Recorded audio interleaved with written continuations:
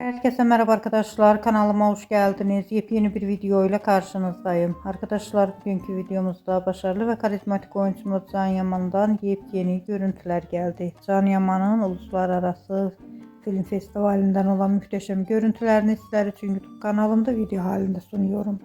Umarım beğenirsiniz. Arkadaşlar videomu beğendiyseniz kanalımı izlemeyi ve bildirim butonuna basmayı unutmayın. Şimdilik benden bu kadar olsun. Yeni videomuzda görüşmek üzere. Hoşça kalın.